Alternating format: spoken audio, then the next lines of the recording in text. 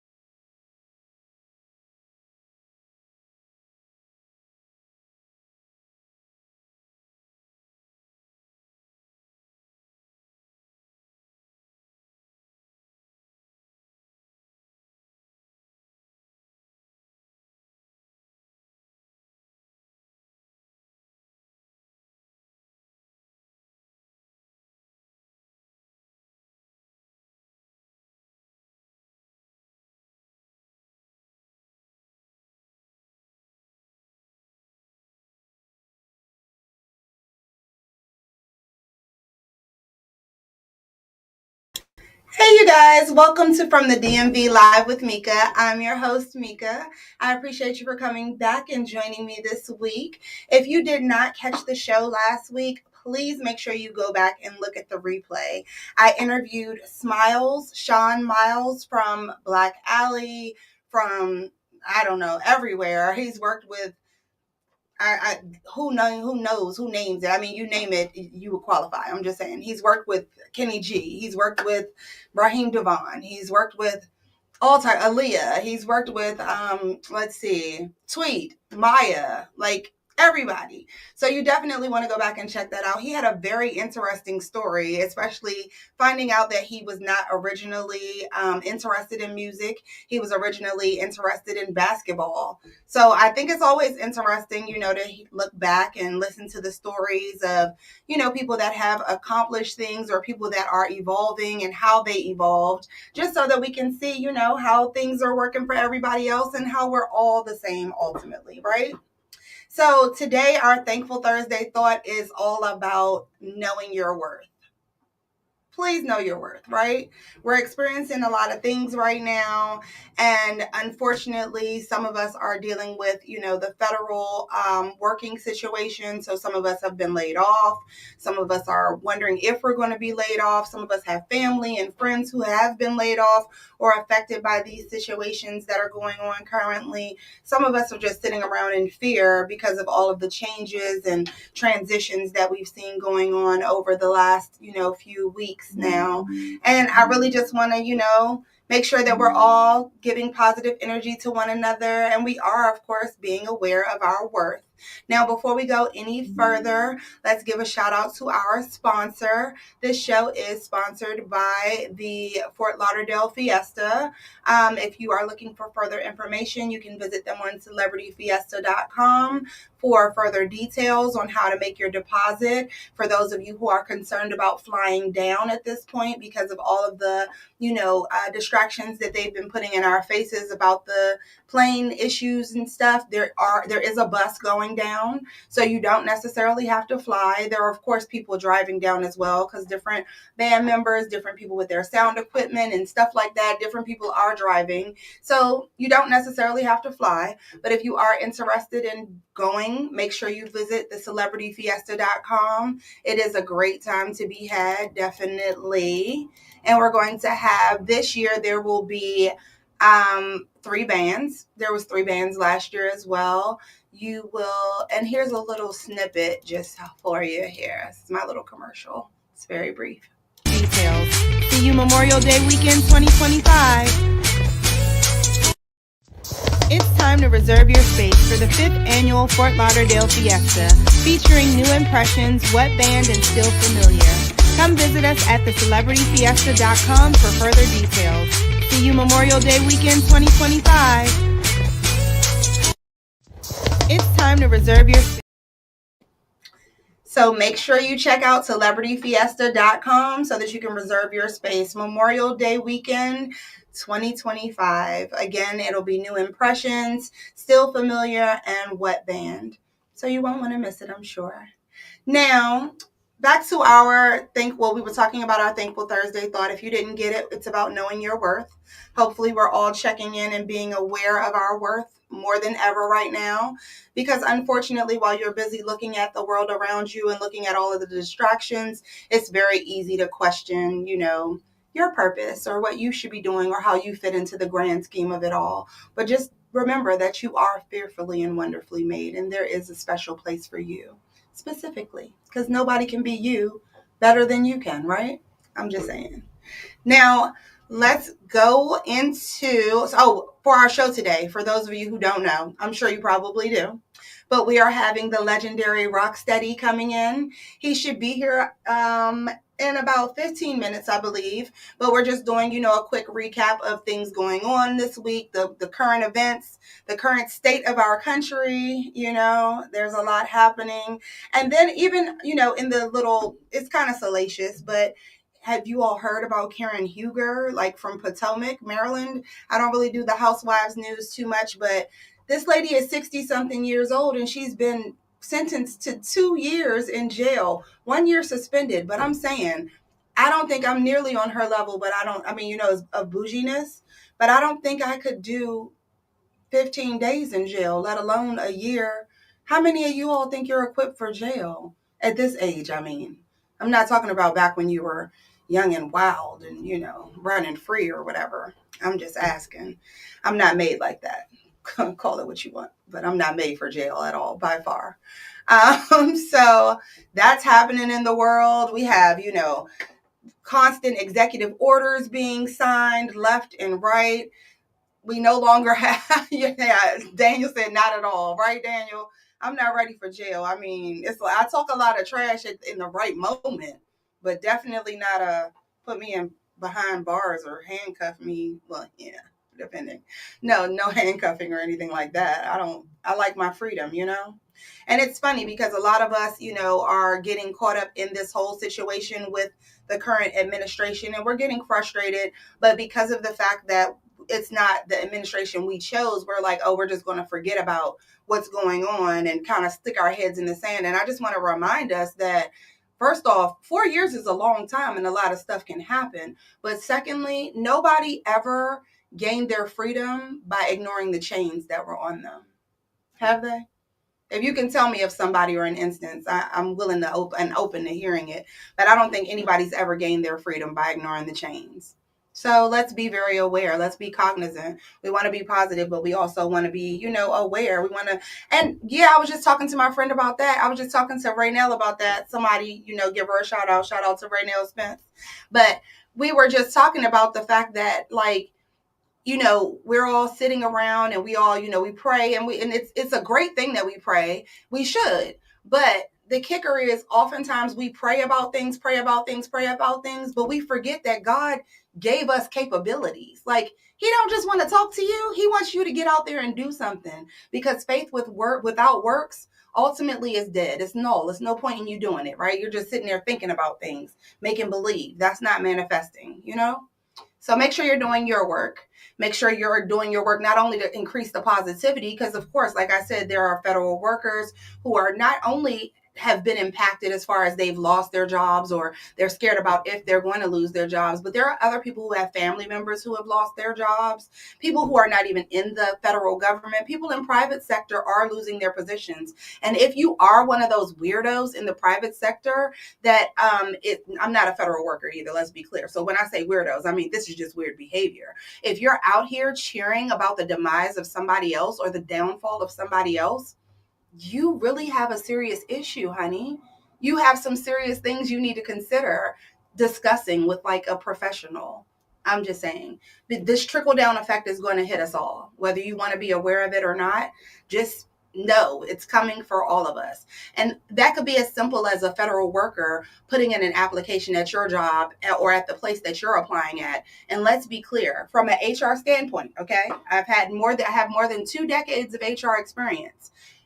You, as a private sector employee, on paper, beside the average federal worker, you don't look as good, honey. You don't look as good. Most federal positions require a degree. Private sector, you may or may not have had one. Most people in federal, that I know of anyway, in the federal government, have not just one degree, multiple degrees. And they have job longevity. You know what that means? Whereas in private sector, you change jobs so that you can get $5,000 to $10,000 more dollars, real quick. In the federal government, they stay and they stay and they stay. So on paper, I see them as loyal. I see you as somebody who might find a better opportunity and decide to leave ship. I'm just saying.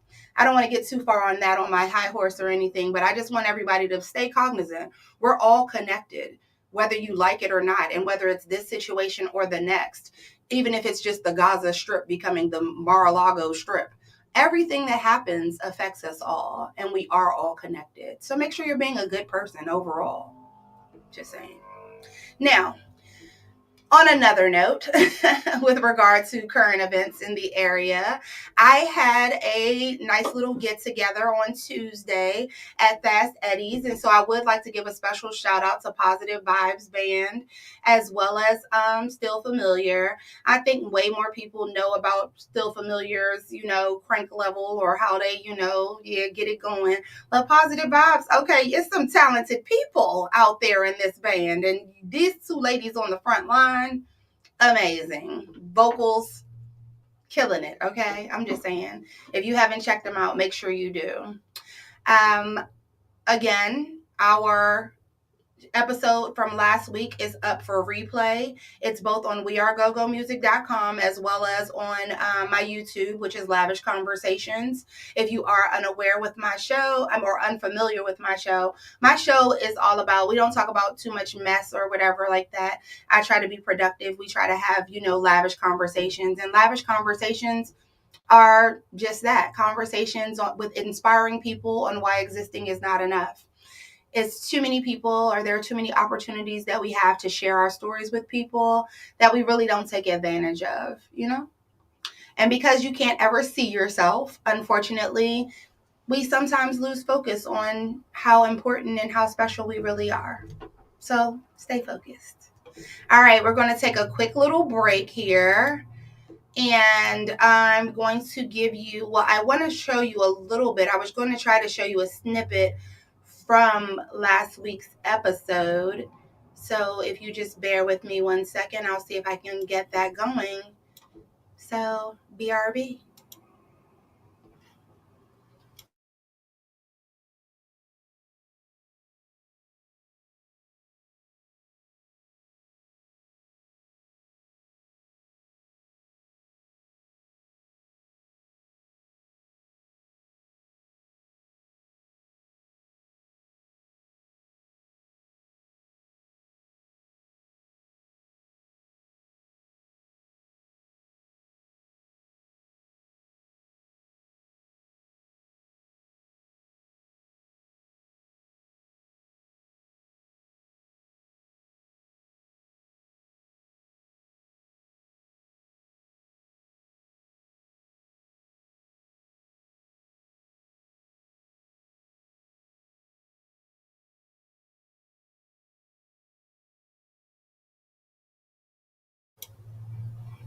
Okay, I haven't forgotten about you all. I'm still searching. Give me one moment.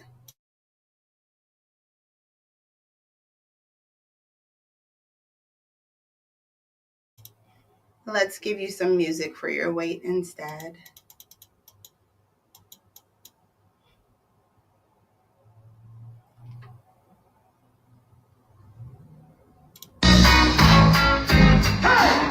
Give me my power when I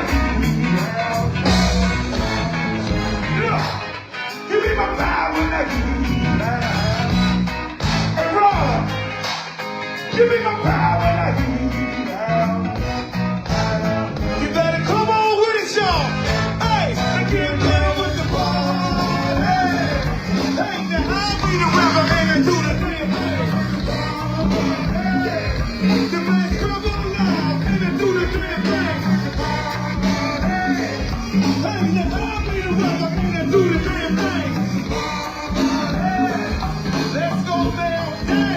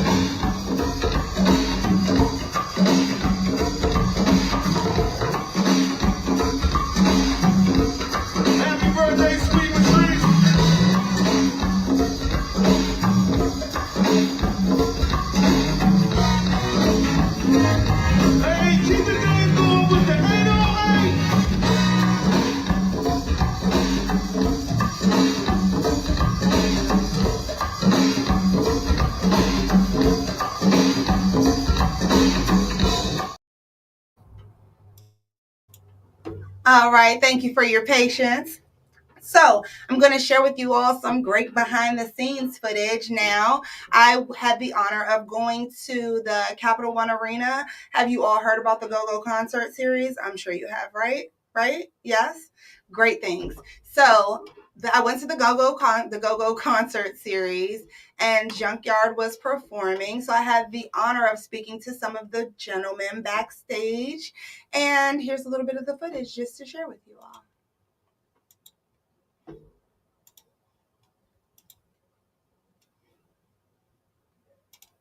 Hey, you guys, it's Mika. I'm here at the Cavalier Wizards game with T-Bomb of the Junkyard Band. Hey, T-Bomb. Yes, how y'all doing today? Good to see y'all out there. Yes, tonight.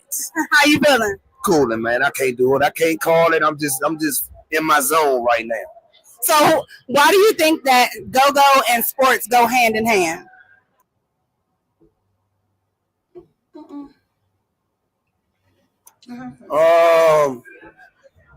I think it's the momentum from us. Right, and so we look forward to seeing you further. And what's your social media, real quick, for us? Levert Cole and Levert Cole 76. That's the Instagram, and then you just look me up, Levert Cole, Junkyard Band. That's right. Thank you so much. See y'all. Hey, you guys, it's Mika, and I'm here with. I can. How you doing today? I'm chilling. So, how important is the sound to any event? 100% important, because without the sound, you're not gonna hear the band.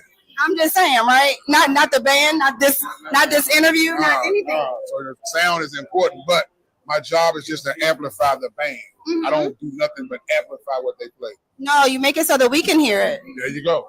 Yeah, that's it. That's it. So, what do you think is the best thing about this concert series? That they giving GoGo a platform to play in an arena. I love that. You know, with thousands of people. Who may not necessarily know what GoGo is, Yep, right? yep. So tonight they're going to get two of the best, junkyard and backyard, the yard party. Yes, that's awesome. These people didn't even know they were coming to a yard party. At all. All right, thank you so much. Thank And you. where can people follow you if they want to get the good sound? The crankbrothers.com. That'll work. Shout out to the crankbrothers.com. Hey, you guys, it's Mika, and I'm here with Dog of Junkyard Band. Hey, Dog. Hey, what's up, y'all? Hey. How are you doing today, first of all? I'm here.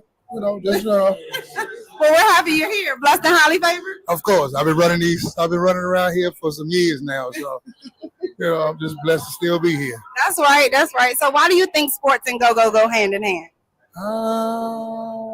I think, you know, number one, go-go is a crowd response, and it's a sport too for us. You know what I'm saying? You know, we respond from the crowd. You know what I'm saying? Like sports. You know, you shoot a 3-pointer, everybody gets hyped. That was very Crowd response type of ordeal. So they work together. You know That's what I'm a saying? good point. You know, if you know y'all like go-go, so if we say us, you know, take me out to see Joey, or crowd gonna say it. Yeah, So it's that's more, true. That's true. like a response. That's how I look at it. I love that, definitely. Yeah, that Yeah, makes perfect sense, though. Mm-hmm. So what do you think about the concert series? What are your thoughts on it? They need to do more of it, and do it just not here at the Verizon Center. Let's take it into other schools. Thank you so much. You're welcome. Thank you. And where can people follow you before we go? Oh, you're always Lord Dog. You know what I'm saying? Lord Dog. Just check me out. Everybody know how to find me. Social media, Instagram. Y'all know how to find me. Oh, each and every Friday, Urban Crab. Let me plug it. Each and every Friday, Urban Crab. See them there. Hey, Big Youngin. So are you enjoying the game? Absolutely. What do you think ties go-go and basketball together? They both have passionate fans, people who pretty much love the game. And you have people who love go-go, and you're in DC. Perfect mix. I love that. You love the Wizards or you just love DC? I love everything about DC, so I love the Wizards. Shout out. Shout out to JYB. Thank you, Big Young. Hey, you guys, it's Mika, and I'm here with Junkyard Bo Chill. How you doing? So far so good. So are you enjoying your first in-person live game? No, I'm enjoying all the free food that's in this room right here so far. What are you looking forward to most this evening, though? That the Wizards win so I can hush this guy up over here that, you know, we're not having it with the Cavaliers. Hold up. Who's cheering for the Cavaliers in here? This guy next to me right here, him, yeah, put it over there. And the Lakers. So what do you think makes go-go and basketball or go-go and sports so hand in hand? Togetherness. I love that. I really do. That was a good answer. Togetherness. And what do you think makes you be the best you can be every day? Shoot, just waking up. All right. Hey, you guys, it's Mika, and I'm here at the Wizards Cavaliers game at the concert series with... Hey, DUGGS, JYB. I know what it is. Are y'all about to kill it? You already know. That's what we coming to do. We love a good yard party. So are y'all ready to surprise these new people who haven't ever been exposed to go-go music? Right. If you ain't never been to heard no go-go music, this is a spot you want to be out of towners. You know what I'm talking about? That's what's up. And what do you think makes go-go and sports tie hand in hand like they do? Hey, the energy. I think that's Yeah, the energy. Yeah, it's the energy. I appreciate you. And where can we find you? Hey, you can find me at BUGGS on Facebook, Stephen Hearn on Facebook, on Instagram, Stephen Hearn on Instagram. Hey, you guys, it's Mika, and I'm here with... Funky Stuff Wink, Junkyard Band. And how are you feeling today? I'm okay. Are you excited about this concert series? I'm just used to it. 45 years of doing this. It's a job. That's all. It's a lifestyle at this point, isn't it? It's work. That's all. As long as it has to pay too, right? It works. That's all. That's right. So what do you think is so awesome about the yard party, and what do you think everybody's reaction is going to be when they hear all these people who may have never heard go-go before? Because there's a few of them in here, right? Yeah. What you think they're going to respond like? How you think they're going to feel? What's their automatic reaction? They're going to absorb that energy, and then they're going to know what it is from here on out. That's what's up. So what makes Junkyard so amazing in your opinion? Or do you know? Consistency, man. We've been here for 45 years, and we still going. And we have our inspirational little brothers backyard that keep us grounded. So we good, man. We have our one big family yard. That's all it is.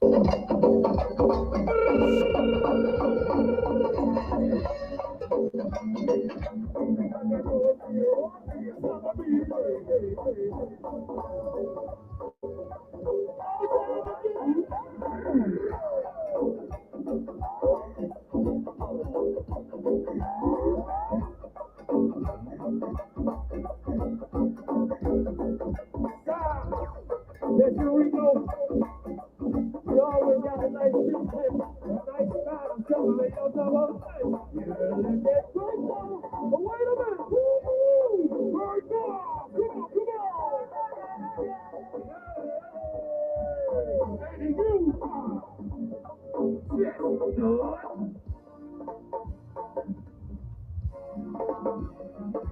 Gotta do it on down for my 40 and over right quick though. 40 and over, y'all in the building.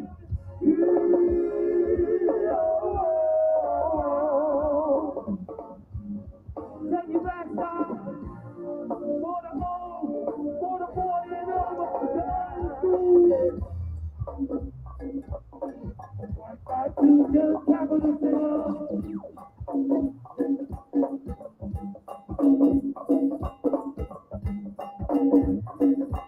We played that one in the capital city. But now that capital arena, you know what I'm talking about? So we're gonna go for my 40 and over one time. Let's let it fly now. Hey, we're ready to go.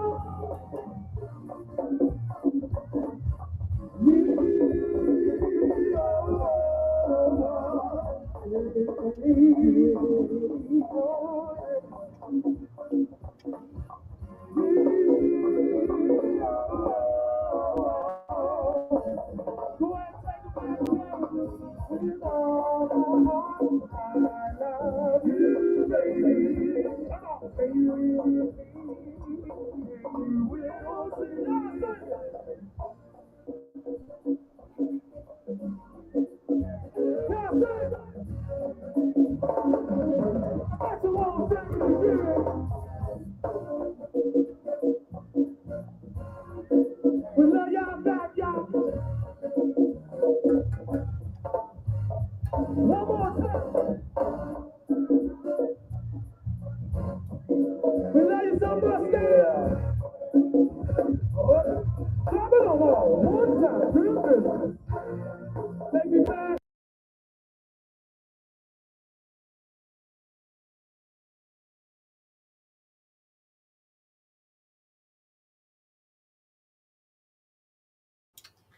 And we're back. We are still waiting on our guests. So if you have any questions for Rocksteady, please drop them in the chat, and we'll try to make sure that we get to them.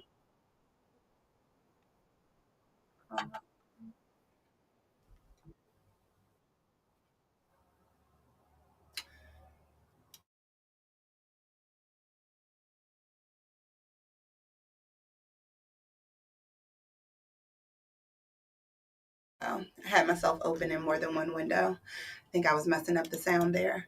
Let me know if you can't hear me. We all know I do that sometimes. So yeah, that was the concert series. If you have not checked it out, make sure that you look it up, look into it, and get out there. It was beautiful. It was great. The game was great. The Wizards are doing pretty good. I'm saying I'm more of a football girl than a basketball girl, but yeah, the Wizards did great. It was a great game. And before we move on, though, I don't want to forget another shout out to our sponsor. The sponsor for this show is the Fort Lauderdale Fiesta. If you have not already made your reservation, please contact celebrityfiesta.com. You can also reach out to Sharika. Let me try to put her in the chat. I'm going to tag her in the chat. If you want to make your deposit, you can reach out to her and make your deposit of $50 to hold your spot. And make all your arrangements and everything. It's a great time to be had. You don't want to miss it. And again, you can go to celebrityfiesta.com for additional details as well. And as I said earlier, if you're not trying to fly down, because there are some of us right now who are not feeling flying per se, you can ride the bus. There's a bus going down, as well as several people who will be driving. So I encourage you to get on board, little children. There's room for many more. Details. See you Memorial Day weekend 2025. It's time to reserve your space for the 5th annual Fort Lauderdale Fiesta, featuring new impressions, wet band, and still familiar. Come visit us at thecelebrityfiesta.com for further details. See you Memorial Day weekend 2025. It's time to reserve your space.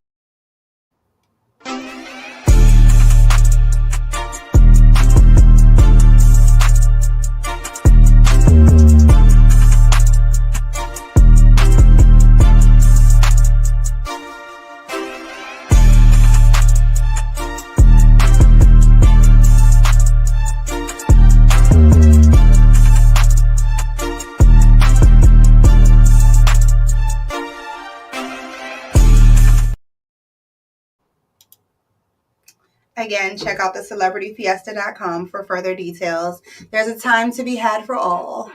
I gave a shout out earlier to Positive Vibes Band, and I want to give another shout out to them because I think they're awesome.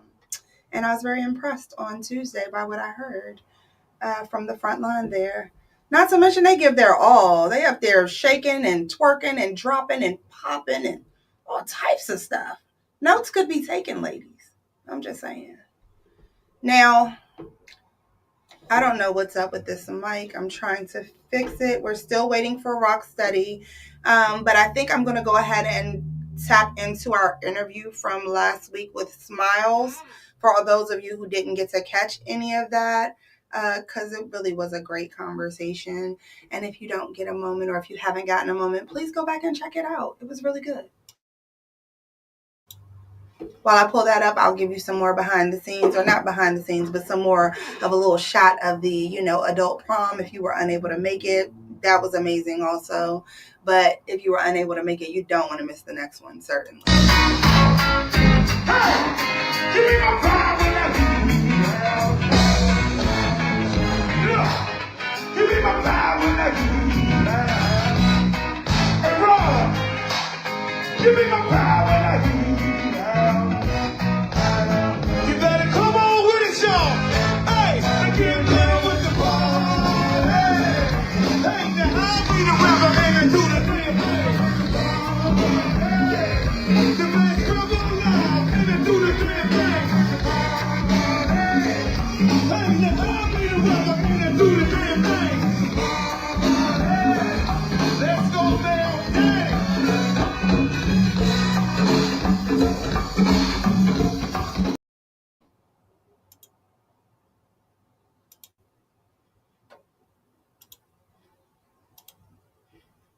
My guest, as I told you, is Sean Miles, Mr. Smiles, of not only Black Alley. He's worked with Snoop. He's worked with Lettucey. Who have you not worked with, Mr. Smiles, sir? Who have you not worked with? Say hello to the people. What's up, y'all? How y'all doing?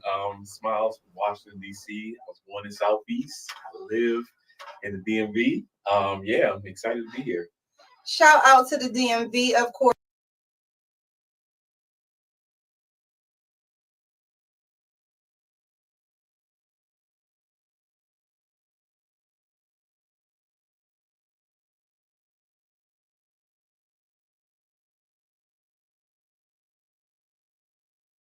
Also, we are, repping through. We always are, I would say, right? Mm-hmm, absolutely. So welcome to wearegogomusic.com. Welcome to From the DMV Live with Mika. But more importantly, welcome to a lavish conversation. Because as I told you, I have lavish conversations. I feel like every conversation you have is a lavish conversation because you have the opportunity to have it. And there's somebody else who honestly wishes that they were here to have it, Not just that, you have the opportunity for your light, shine your light, pour your knowledge on other people. Mm-hmm. And that's just invaluable, I'd say, wouldn't you? Absolutely. I 100% agree. So growing up in this area, as we say, in the area. Yeah, that's it. What would you say was the best part of being Little Sean? Did everybody call you Smiles from the beginning? Like, it seems like they made your name for the nickname. Did they? Yeah, so actually I got the nickname when I was starting out my musical career. Oh, really? And it actually came about when I was working at Guitar Center. Oh. I was at Seven Corners, Virginia, mm-hmm. and I was in pro audio, and the way the story went was actually perfect. So I'm a kid in the candy store when I was working there. So pretty much what happened was I was always checking out new gear, always going to different departments, going just to learn. I was a sponge and I loved it. But in that process, so Guitar Center is a sales position. That's the position I had. And I really wasn't selling. I was more so like learning the new gear, and then somebody would come in and be like, so yeah, you want to purchase this? What he just showed you? And they would take my sale, which was fine because I really wasn't there for that. So although the commission could have helped, right? The commission definitely could have helped, but I was also gigging and working. Oh, okay. So I was doing both. So you really were there. Yeah. But what happened was when I was working there, we had our signs, our name badges and everything. And so anyway, so I was in back of the loading dock and I was helping with some gear. And they had this intercom where they would call people out and everything for customers. And so they were like, smiles to the floor, smiles to the floor. So I ignored it. And my boy was back there and he looked down at my name badge, so my name is Sean Miles. So, but they gave us S. Miles. They took my first name away. So what happened was, my boy was like, yo, I think that's you. So I was like, I don't know. So I went to the front and it was this older woman. I had helped them. They were a church establishment and they were trying to get like a new organ and some keyboards and everything. So when I walked out there, she said, Smiles, and had this big hug ready for me. And so all the employees saw it and heard it and they shouted out, Smiles, like joking around. That's so cool, though. The name stuck literally from that moment. I mean, you have to, with a name like Smiles or a nickname like Smiles. I'm surprised your parents didn't name you for that. That was such a given, right? Yeah, it ended up being a great situation. You know how people say, be careful what you name your kid, right? Like, they named you like the perfect name. Because when you think of your name, how can you really be but so down when somebody's calling you Smiles all the time? Yeah, I smile a lot. I can go further work out. So, okay, so I have to tell you, I always have a Thankful Thursday thought of the week, right? My Thankful Thursday thought of this week is just to get by. Just to get by, okay. Just to get by. Because no matter what, life is going to keep moving, right? No matter what we do, no matter how we take things. However, you just got to do enough. You just got to keep yourself above water just enough to get by that rough patch for you to see the sunshine. You know what I'm saying? For you to see that rainbow at the end of the rain, you know? Yeah. I'm saying. So this week, all right, I started out. I didn't tell you. I was waiting for Miles to get here. Well, for Smiles to get here. I don't know what to call you. It's hard to call you Miles or Sean. You know what? It's funny. A lot of people mix it up. You have so 3 first names. Yeah, I do. Ricky Bobby. I definitely have Ricky Bobby. 2, 3 first names. But no, people call me Sean Miles. Those are my day ones. Anybody that says Sean Miles, that I grew up with them. Okay. But then they call me Smiles, which is a newer name. And then some people, actually I have 4, so some people call me Miles. Like I was about to say. And that's obviously a reference to Miles Davis, things of that nature. But women, actually not just women. Actually, everybody, sometimes they'll say Smiley. I like that too. I like it, but it's not really what my name is. You like so I just go with it and just be like, yeah, Smiley. Hey, how you doing? So, yeah. That makes sense. But so this week, right, it started off Sunday. I was in the hospital. My blood pressure was like through the roof, you know. So I'm like, okay, you know, that was resolved. Everything's fine. It's Monday. I'm good, right? Feeling good, feeling great. Come Tuesday, I'm doing an interview. Shout out to Shaka the actor. If you all don't follow him on social media, please check him out. We're in the middle of an interview. We're about 28 minutes in, right? And all of a sudden, I see Wendy Williams flash before my eyes. Oh, no. I start getting really hot. And I'm like, maybe it's just a hot flash. So I'm like, oh, you know, I'm over 40. Ha, ha, ha. And as I'm doing my little laugh, I'm like, wait a minute. I can't see straight. Wait, I'm about to die on air. You know, I was just like, get off camera. Get off camera. So I get off camera. He has to call the ambulance for me and everything. It was craziness. Definitely an event. But just to get by, here we are on Thursday, and I'm good. I'm great. I'm ready to get it. That's you know good. What I'm saying? Thank God. You just got to press through. That's all I'm saying. So back to you, though. With regard to little Sean growing up in the DMV out in Southeast Southeast, around Southeast. Right. What was it like? Who was Little Sean? What was the dream then? So Little Sean was not a musician. Mhm. I was nowhere close to music. I actually was a basketball player. And I'm talking about like buying Michael Jordan's books, learning Really? what he, his whole process, going to hang out in monkey bars before everybody gets there to try to get taller, trying to learn to dunk. Like I was that guy, but I was a hybrid. So initially we were living in Southeast, and then we moved to Maryland in Hyattsville. So a lot of people, you have to know it from the city, but 500.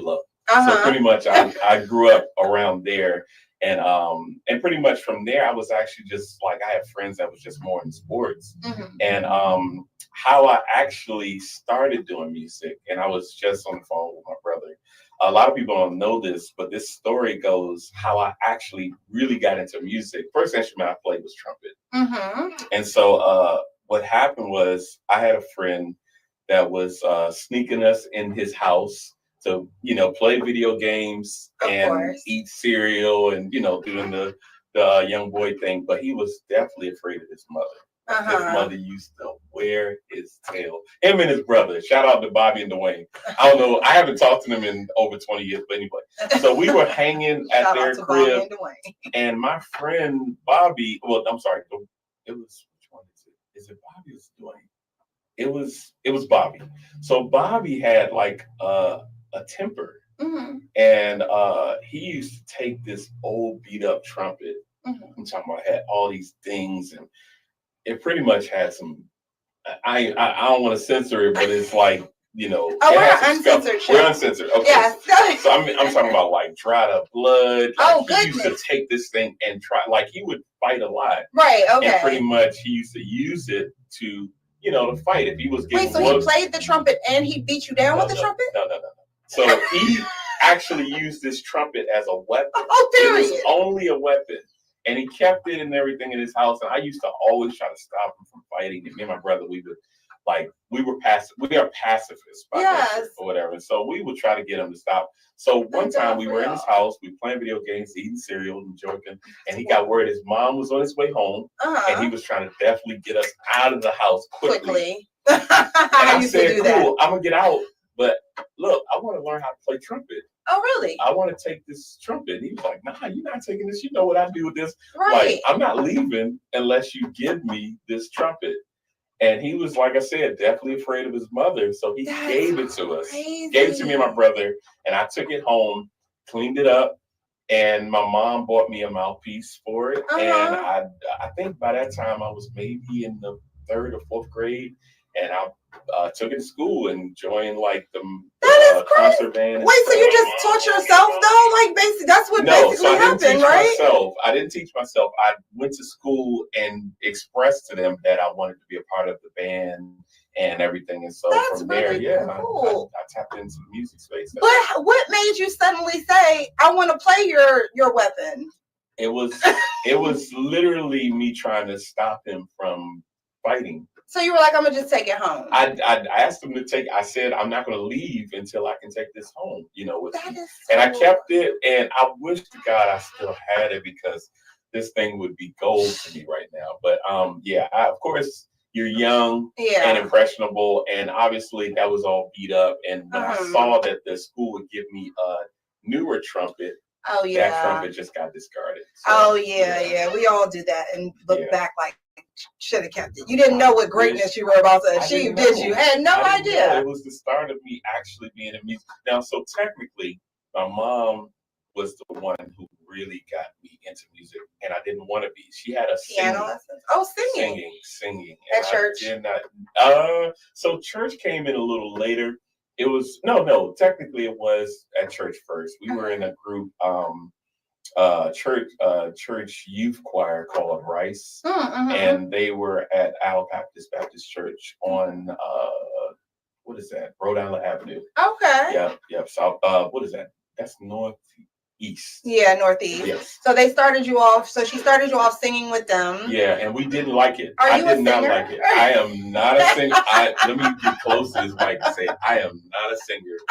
Even though some people that I work with try to get me to sing, I'm not a singer. You're like, I can hold a tune. There's a difference between holding a tune and being a singer. Tune, yes. And Yeah.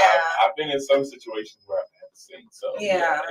But not lead ever. I'm never leading anything. Yeah, I'm a backup singer myself. Exactly. You know, a really good one, but I'm a backup singer, Okay, definitely. that's cool. You know.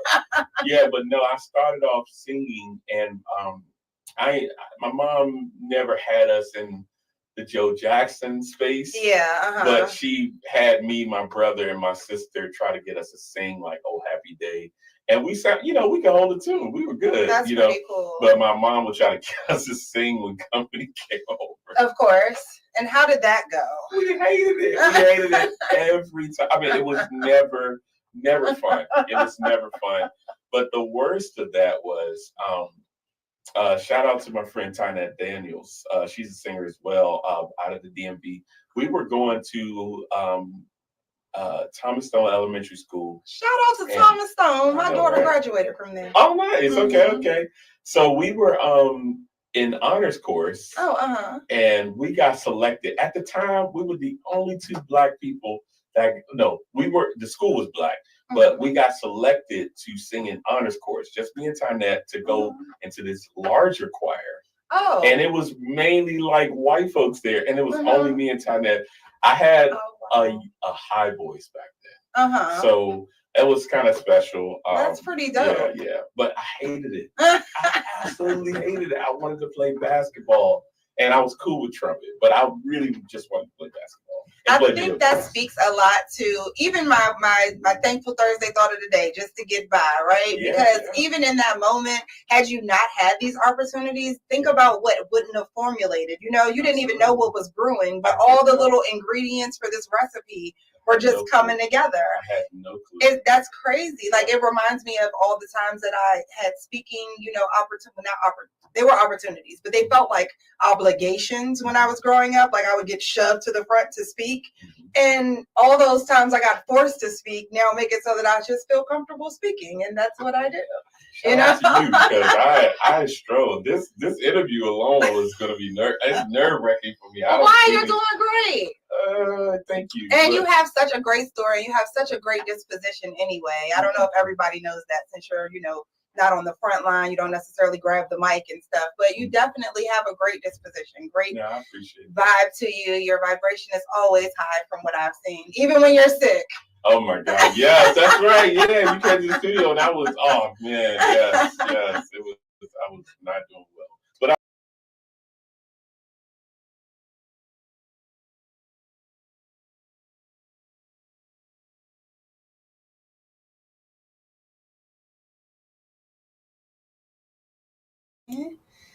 We are back and our guest has arrived. We had a little bit of a kerfuffle with directioning there. I gave him maybe not the right directions, or maybe not any directions, which probably would have been helpful, huh? So we're going to do a quick shout out to our sponsors, and then we'll be right back with our interview. Details. See you Memorial Day weekend 2025. It's time to reserve your space for the 5th annual Fort Lauderdale Fiesta, featuring new impressions, wet band, and still familiar. Come visit us at thecelebrityfiesta.com for further details. See you Memorial Day weekend 2025. It's time to reserve your space. Welcome back to From the DMV Live with Mika.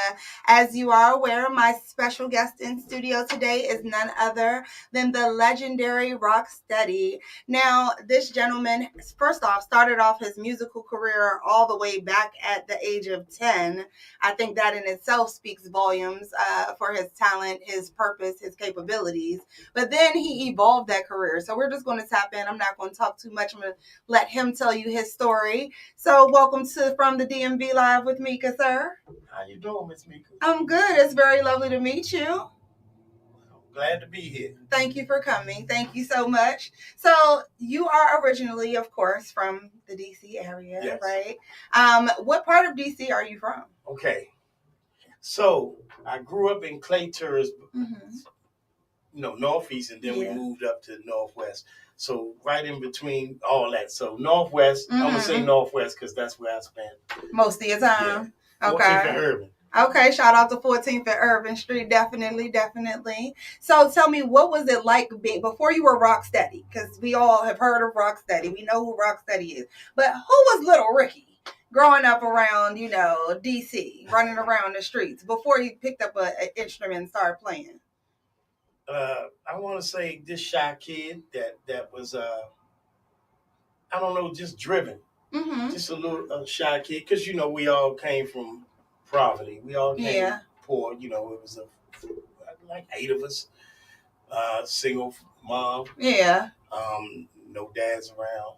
And we just, I think we made the best of life. We just made the best of it. You know how everybody was getting, you ate jelly sandwiches. Yes. I mean, some of those are some of my best meals, though, to date. Do you ever find yourself still going back and making something that you're like, wait, I definitely could afford a better meal right now, but it's just what you want? Not these days. Not these days. Yeah, but I mean, every now and again you'll go back to your Kool-Aid. Yeah, you gotta have a cup of Kool-Aid every now and again. Or your jelly sandwiches. That's right. Or That's your right. Cheese, the cheese. Everybody try to find that thick wedge-fed cheese. Yeah. You don't see that. You can't find that anywhere though. That's a hot commodity. Yeah, you get that. You rich. For real. Especially if you're trying to make some mac and cheese. Don't get me started. Right. You just might have triggered the fat girl in me. I felt that one. So tell me, what was the dream before percussionism, I guess, dropped on your spirit? What was your dream originally? I wanted to be a football player. Really? Yep, I played football a little while. I wanted to be a football player. I think that was my initial dream. I wanted to play football. Music, for some reason, I used to have, when I was young, 9, 10, I found myself really indulging into listening to music, really listening to the lyrics and listening to how the songs were laid down. I was really deep into the music, and I don't know why. You could hear past that that first line. And it's like every time I tried to shy away from it, it came back. I shy away from it, it came back. So that's dang, nobody never asked me that question. I love that though. That's all. I mean, that's very important. So, like who ignited that dream? It was it was God sending it to you. Yeah, it was God saying, hey, this is what you're gonna be, or this is how we're gonna work this out. And I tell a story. It's even in the documentary that I got. Me starting going into a pawn shop, and it's funny. I have that receipt from my mom when she was pawning something, and I got on those drums. It was a drum set in the middle of the pawn shop at that time, and I just got on there and started playing for no reason. I don't know. Something made me play it. That's dope. And just so happened in that pawn shop that day, it was a guy, and quote me, y'all, it was been a long time. I can't think of his name. As you get older, you forget people's names. Right. But he was I think an A&R for Motown at the time. And this is when you were 10, right? 10 years old. And he just happened to be in there. He was like, who is this kid? Where did this kid come from? And of course, my mother yanked me off the drums and was shaking me. Right. And she like, what are you doing? What are you doing? Right. You know you don't be touching the people's stuff. Right. And just playing the drums at that time, I had a little crowd around me. And he got my mother information. And from there, that started music for me. That is amazing. Like, for real, that's amazing. Leisha said, hey, Rob. Hi. Leisha Coral. Leisha. Yes, Leisha. Hey, Leisha. So, yeah, that's just crazy. So, you had never played on a drum set before then? You just saw this drum set? Never ever played on a drum set at all. That's wild. Never had no lessons, no nothing. Just got up there and played. And excuse me. No, you're fine. But that's just how it went.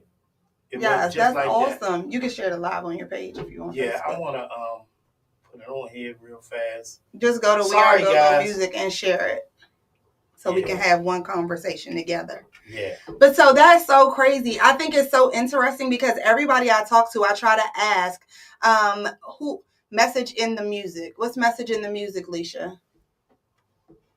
Or are you saying his message was in his music? That's what it seems like to me. It seems like God just kept placing it back on your spirit. Yeah, every until time you stepped into where you were supposed I was to gonna be a football player. Mm-hmm. You know. Did you do Pop Warner? I was really fast. Really? I didn't, but I did the neighborhood thing. Mm-hmm. And you were fast. I was really fast. And then I wound up playing high school, playing for Cardozo. No, don't do a separate live. Share the live. How do you do it? Just go to, hold on now.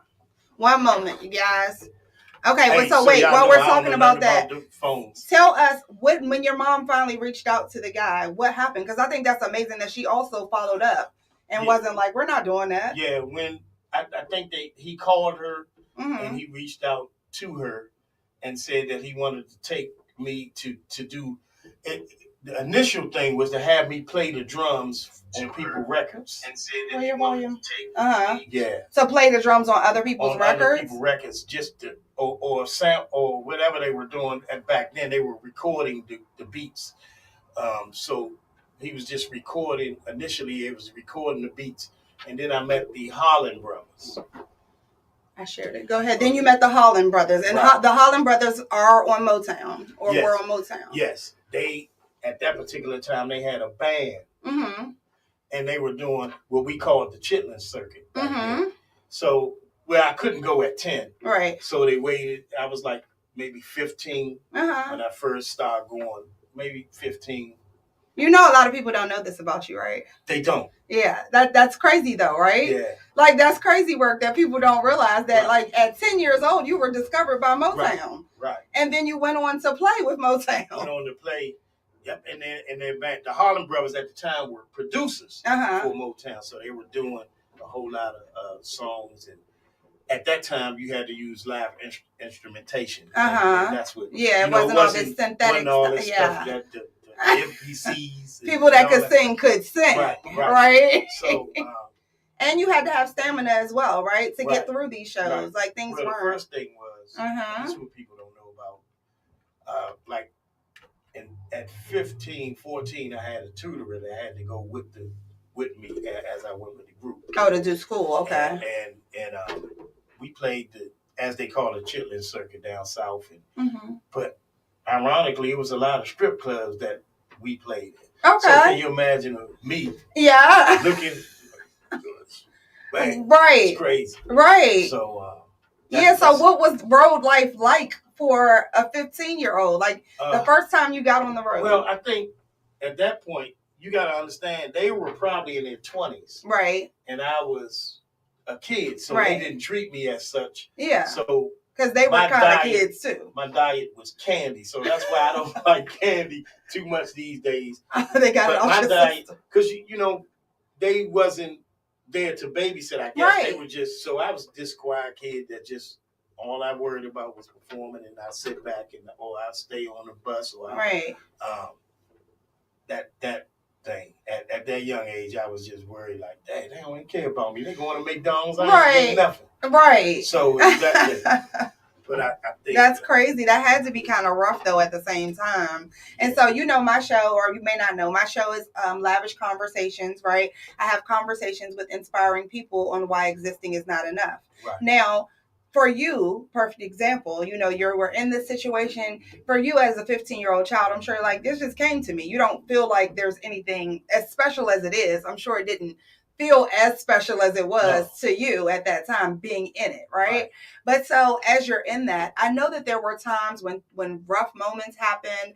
I know you probably got homesick, you know, things of that nature. How did you press through those moments? Because, you know, the Harlem Brothers, rest in peace. Yes. They're deceased. Yeah. But I got to say this. It was a moment And you know, my mother, every time my mother, you know, back then you had to put a quarter in the payphone or whatever. Yeah. I call home and she asked me 2 questions. Uh-huh. Did anybody touch you? I never knew what the touch you meant. Right. Did anybody touch you? Uh-huh. Because you understand, little skinny, curly head kids. Yes. So did anybody touch you? And are you using drugs? Okay. That was her 2 things that she always said to me. And the first thing it went over my head. Right. The drug thing. I was like, nah, I ain't using no drugs.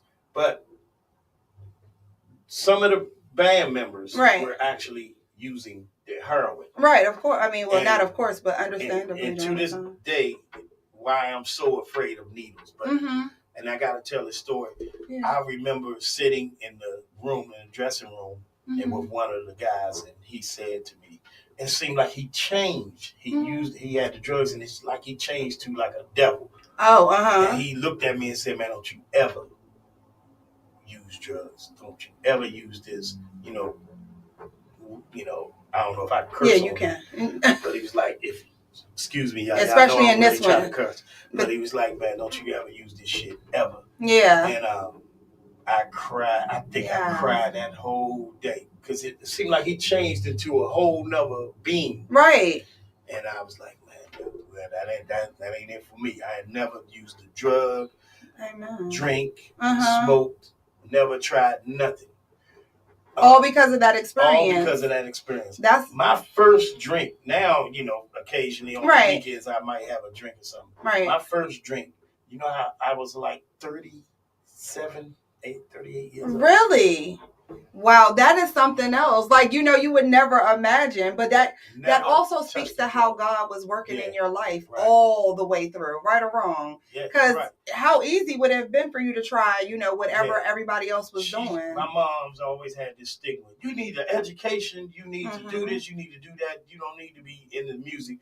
But I don't know how she allowed me to go at that time. She was really, really strict when it came down to people coming to me playing with people and me doing other things. And I think some of the people, if you get deep into the GoGo history, you will find that some of the guys in GoGo, the big names, used to come to my house to try to get me, and she'd be like, no, he can't play. No, he ain't playing. At that time. It didn't sit right with her spirit. It wasn't the right situation. So, it just was, it was crazy and I always go back into that looking at him turning into like a demon. Right. And scaring the life out of me. So I said, man, I know what I'm not going to ever do. Yeah, for real. Seriously. To this day, I never touched a Thank drug, God. no weed, no cigarette, no nothing. Thank God. Seriously. I'm sure you wouldn't have been able to accomplish all the things you have. But speaking about go-go and the go-go genre altogether, how did you get your start in go-go? Now, and when? No, wait. Sorry. Before you tell us how you got your start in go-go, who took you to your first go-go, or where did you hear your first go-go, and who was it? So you gotta understand, go-go was right in my face. Period. Because we lived on 14th and Irvin. Right. 14th and Irvin had this basketball court with all the bands. One band in particular was Mass Extension. So me seeing that for the first time had, you know, we was the neighborhood kids, so it made us say, man, we're going to get a band together. Right. Do this. Man, you play drums. I seen you got a drum set. So this me, after getting off a tour and playing on, being blessed to play on a record, a soundtrack with those guys. Okay, so this is after 17. After 15, rather. Okay. So right around 15, 16. So I started listening to all the bands that came on the basketball court. Right. And then that just sparked the whole nother story. It's like, hey, go, this, that. So what I did was travel. I went to Southeast. You know, back then you was like a kid. You can get on a bus. So I would go to Southeast, and I don't think Rare Essence would never probably remember this. See, these are stories that need to be told, but I remember going to their house. They had a house. I remember going to Southeast, and it was rough at Southeast, but I knew a few people. Right. And I was like, man, where that band be playing at around here? And I stood outside and listened to them rehearse. Oh wow. Yep. That's crazy, Essence. Yep. So it was Mass Extension, Rare Essence. Only because I knew somebody that lived in Valley Green that knew where Rare Essence practiced at that time. And this was with the neighborhood kids. So this was with your neighborhood crew. Like I was a venture. Because I come from Northeast. Right. Went to Northwest. Right. And hung in Southeast. Oh yeah. So you were getting neutral. around. I could go everywhere. Everybody didn't travel. Yeah. For those people who are not from the DMV, everybody don't travel all four of the corners like that. You can't hit all the corners without you getting chased. Especially not Southeast. If Southeast is in there, I'm just saying. I was fortunate to know people in every, every quadrant. Yes. So, okay, so now you also had the honor, the accolade of winning a platinum record, right? Right. Now tell us about that experience. So when because people always ask me, man, you got a platinum record. Well, I was honored to be on it. So if you participated with it, that means you earned it. They gave it to me, and I got royalty checks. Yeah, that's the real important part right there too. So I was. That was for the Big Chill, right? On the record, the movie soundtrack track, The Big Chill, which I found out the other day from my management, it went 6-time platinum. Wow, today. Now, it's 6 times platinum. That record. Now, that record had a lot of big stars on it. Now, I can't say I met them all. Right. But I ran a good into number. A lot of them. Yeah. And just me playing the percussions on that album, on that double platinum, it was MCA, I believe, and Motown combined the soundtrack for a lot of different movies. And I was just blessed to be on the Big Chill. Thank y'all for that. That's so amazing too, though. Like that's an accolade you can't take away. I wouldn't care if I was in the background talking about boop. Guess who has a platinum record for that boop? I'm just saying. So a lot of those beats you hear on some of those songs come from me. That's the Bible slap, the congas, the drums, a lot of the beat instruments. It comes from me. That's dope. On that record. That's amazing. So now throughout your career, right, I know you've had many ups, many downs. What would you say was the moment that you can remember? Not saying that we would be like, oh, yeah, that's the moment. But the moment that you looked up and you were like, oh, yeah, I'm doing this. I got this. Like, this is it. What moment made you feel that way? I want to say, what year was that? It was all, I want to say 2000. I want to say 2000. I joined this group called Wayne County. They were from Detroit. Shout out to Kenny Flav. He did produce Busta Rhymes, Janet Jackson. It was a group of producers that put together a band called Wayne County, and they did their own album that was just shipped across seas. Y'all can look it up. Wayne County. So I remember being in the studio one night. And we stayed in the studio. Like we slept in the studio. Oh, stayed. And I just hear this person singing and playing the piano. And he had to remind me because I've done it was so many bright moments in my life. Right. But this was one that I really felt proud of myself. Now, I played with Patti LaBelle. I've been in the studio with Shaka Khan, all that stuff. But this one was a little, because I was asleep and I woke up. I'm like that, because we was just constantly doing beats. And I looked in that glass, it has this glass in the studios in Detroit. I was in Detroit and I seen Aretha Franklin in there singing. So people playing. She was playing and singing. He was producing Aretha Franklin. This was her, I think maybe her very last album. That's and I had the pleasure to be on it. And I looked and I seen her and I just couldn't believe it. It was like, man, that was the first time I got sights. Because I remember being in the studio. We had George Clinton come in. We had Queen Latifah come in.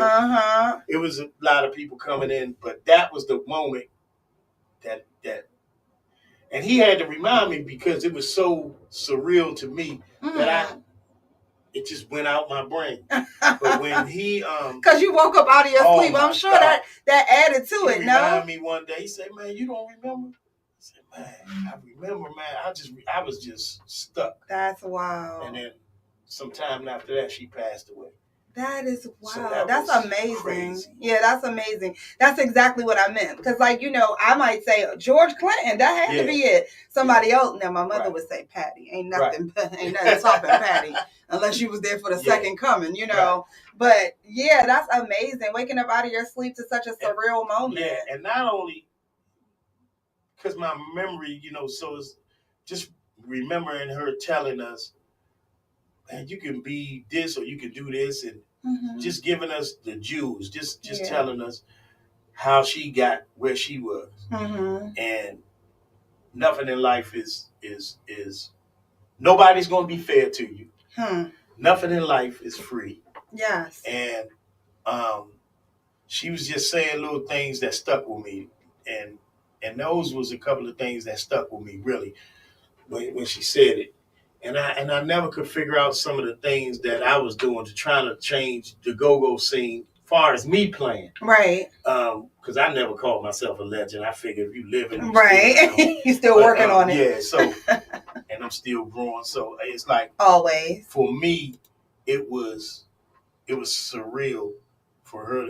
And every now and again it gets in my brain where she say, man, some people, they can look right at you and know who you. This is the one thing that really stuck with me. She said they can look right at you and know who you are. Yeah. They know what you did. Yeah. And because they envy you so much, that they'll go to the left. You better say that word. You just gonna drop that word like that on the people? That was a word for real. I don't know if y'all caught that, but for real, like that's some real talk. Somebody will see you, know who you are, know what you got. That's a serious word. So was that the best advice you ever received? Because I feel like that was yes. That might be the best advice I think ever. the best advice was not to use the drugs. Yeah, you know what? But that was priceless. Yeah, you're right. And the best advice was I just kept it inside me for a long time. People can watch, see, know who you are. Yeah. Know what you did. Yes. And look right at you and go to the left. Because they envy it. That's wild, and that happens all the time. Like, so people, you know, I feel like people give the devil too much credence. People are always like, "It's the devil, it's Satan, it's the devil." No, really, what it is just evil. And people, just like you can be a vessel for good, you can choose to be a vessel for evil. You know, and too often we don't even think about it, and we choose the latter. You know what I mean? And we do that evil thing, or we're mean to somebody for no reason, or we act envious. You know. And I think envy comes about part of our, I have a Thankful Thursday thought of the day. And my Thankful Thursday thought for today is knowing your worth. I'm thankful that we can know our worth. But with knowing our worth, it's a little sketchy because, you know, we can't ever see ourselves. You know, we only see other people.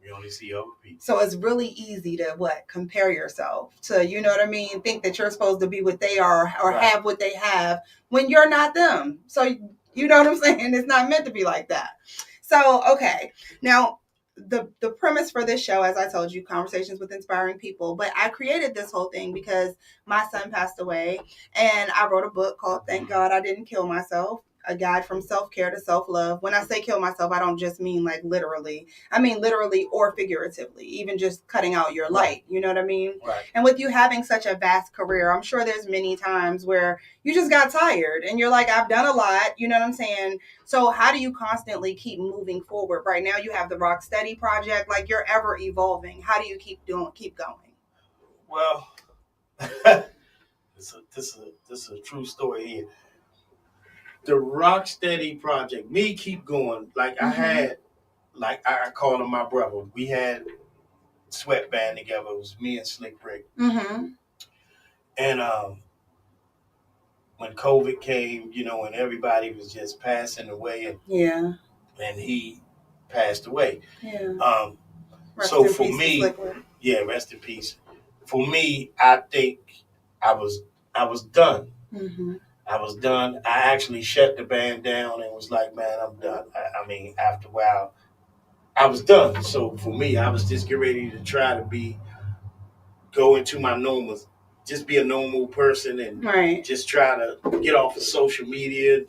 I was done with it. Mm-hmm. And then for whatever reason, something always was, even when I had Sweatband, it was something in my brain saying, man, you got to do one more project. Mm-hmm. You got to do something to know you real, to know this is you, and you done did this before. You done had 3 bands after leaving Hot Cold Sweat, and you were successful with each and every last one of them. Right. So, 2 bands. So, can you do it again? Right. So I said to myself, let me try. Now, initially, the Rocksteady project initially was for me, and people don't do this. And people can say what they want, and we are black folks, we so selfish sometimes. Mm-hmm. So what I wanted to do is get a young group, younger kids, formulate this Rocksteady project, feature some young kids, not only feature them, but teach them the business. Oh, I love that.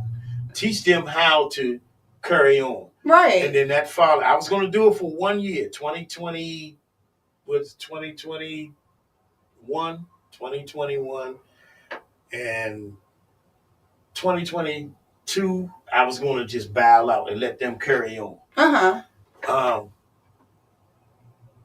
So my whole thing was to give back, to show them, man, if you do this is how you can be successful. Y'all can be bigger than what I accomplished. Right. You can do, I can teach you and show you everything, but the whole problem is you have to listen. Yeah. Well. And we have a problem with some of us don't like to listen. Yeah. And I'm one that they all, man, Rock mean, he this, he that. I don't know nobody that's great I've been around in my life. Go ahead. That ain't mean. Say that. That ain't mean. That ain't just. That ain't, man. Just a matter of fact. Right. That's what they are. Right. And that's how I learned. I learned that from a very young age. You have to be. If you say, man, I'm gonna go over here and I'm gonna get that basketball and I'm gonna grab it, you have to go grab that basketball. Right. No matter how many German Shepherds is in your way, you gotta run through them and get the basketball. So I was always a determined kid and a determined grown-up. So for me, I always try to, I will give you the answer. Right. This is what we need to do, but if you listen, and a lot of us, if we get a little bit of stardom, oh yeah, you can't tell you nothing. It's curtains. Yeah. Yeah. Your head all of a sudden outweighs your body. And that's what I try to do that. And I said, man, maybe I'm too hard, or maybe I care too much. Maybe I'm trying to be their father, or maybe they just not listening. And we all know we all have younger kids, and sometimes they just don't listen. They got to hear from somebody else in order to, they just don't listen. So fast forward, I got half a young band and half a older band right now.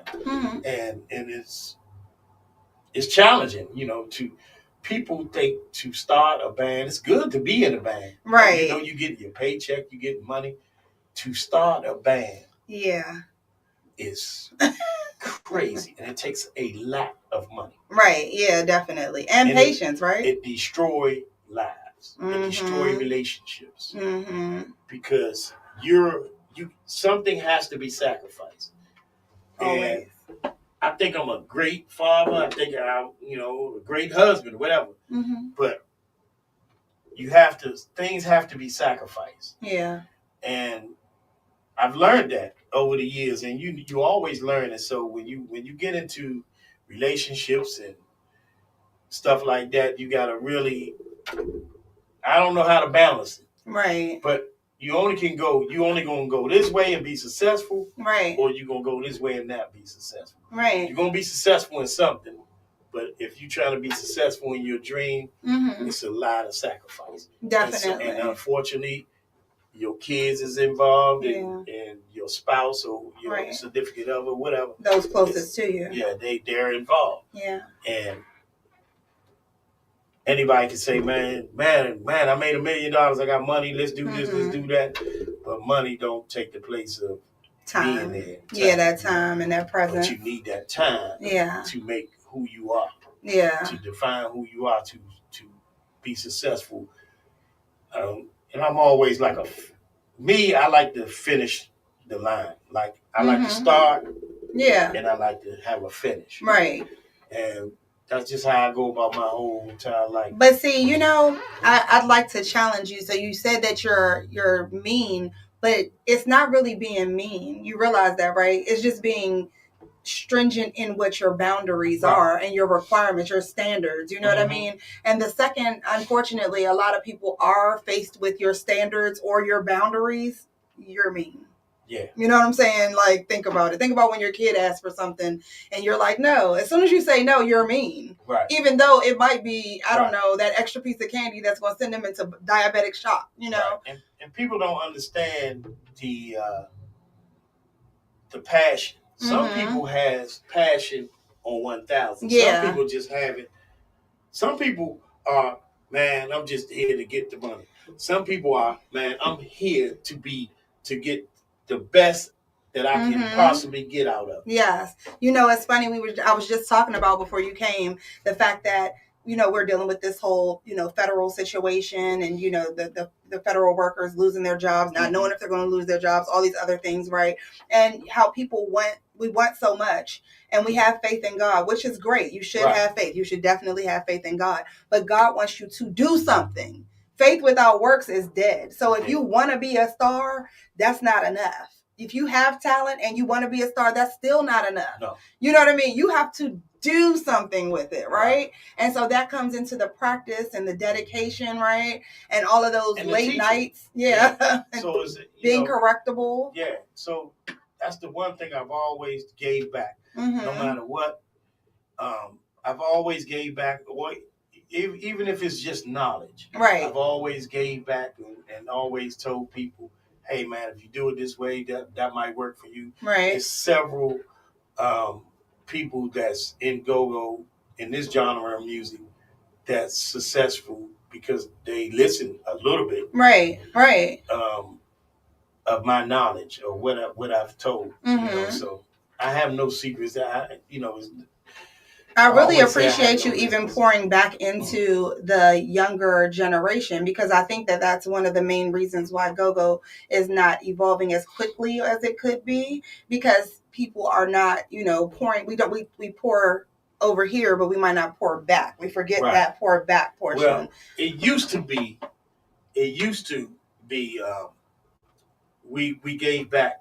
And people under us wanted to come up. But you got to understand, go-go is in trouble, I believe. It's just my opinion.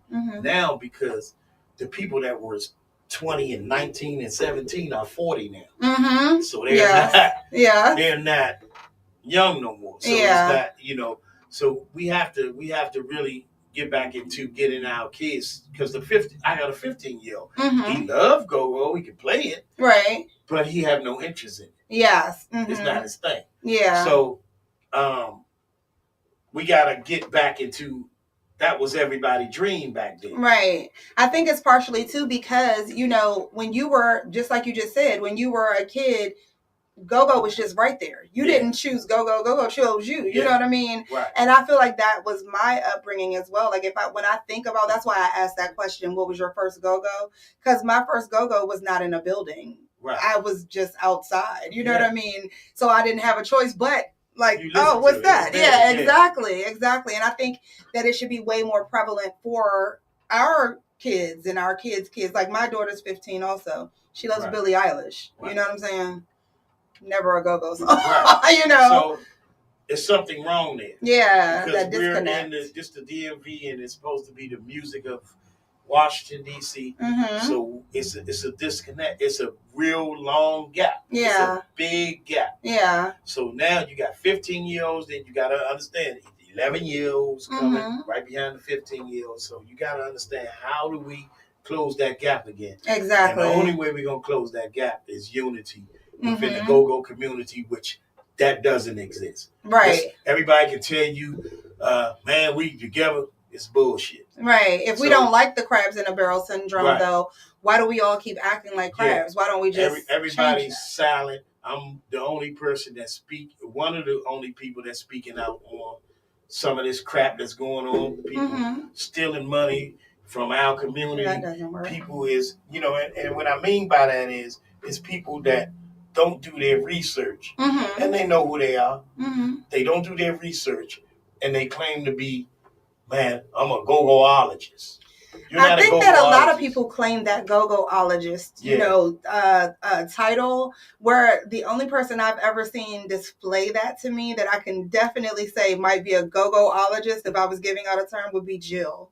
Jill Greenlee. Yeah, I'd like Jill she's definitely a go-goologist. She put her work in. Yeah, like I feel like she's done the research, Yeah. And you got people that's claiming, they got degrees and man, miss me with that. So everybody wasn't there. So you wasn't there. That's true. And I said this on many podcasts. Everybody has a story. Right. But you can't. Everybody has a story. Some stories are relevant than others. Some people just who they are. They made their name for themselves, and people are popular, and that's who they are. But it's a story. Everybody has a story, how they got started, or what even raised their eyebrows to even be in go-go or play an instrument. Period. Right. It's somebody somewhere. So we all have a story. So you have to go all the way back to Chuck Brown when he entered this city. Yeah. And you got to go back to the Soul Searchers because they were already a band. Yeah, yeah. So I think a lot of people don't know that either. Yeah. That was a good little tidbit there. Yeah. So you got to go all the way back and say to yourself, man, if you're gonna put up anything about go-go, you can't bring the present without the past. That's a very good point. So how do you suggest that they make sure that they're being all inclusive with something like that? Especially like with the Go-Go Museum. You've been to the Go-Go Museum now, right? Be biased. Right. I might not like you, but you got information. Right. So I can't be biased towards you because I don't like you. Right. Because I know you got truth in you.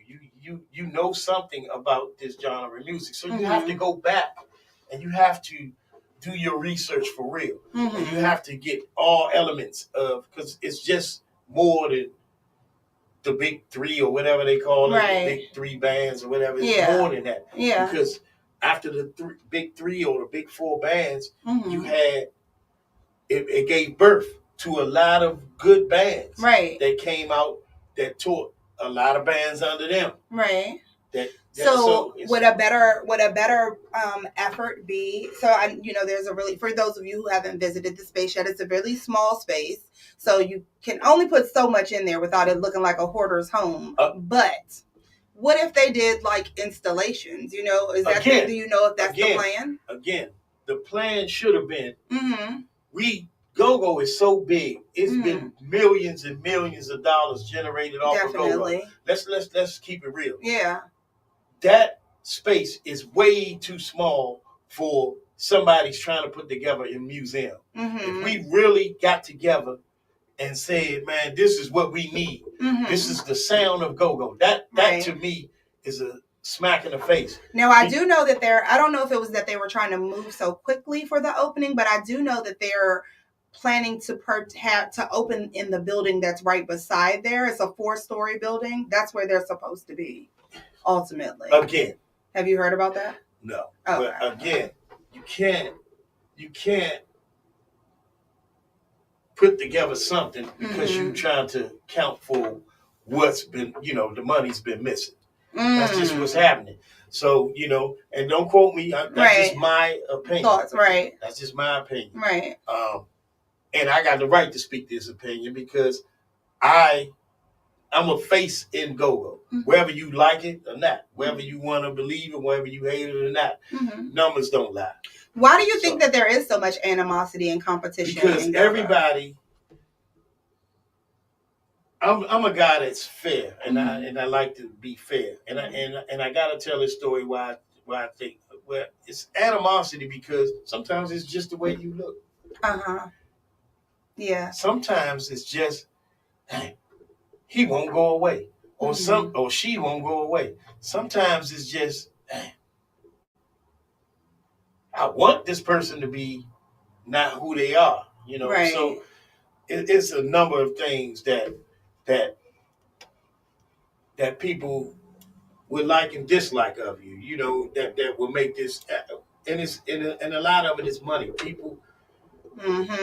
People like who they like, and there's nothing wrong with nobody liking what they like, but you can't take something that somebody else had a piece of, right, that hundreds of people had a piece of, and leave them out of a genre, whole genre of music. Some people died for go-go. Right.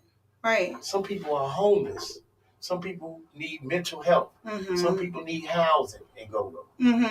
See, these are things don't nobody want to talk about. They look the other way. Right. And I come up when I speak on that. Well, there are substance abuse issues as well, and addiction issues and things like that. It's a whole lot of that going on.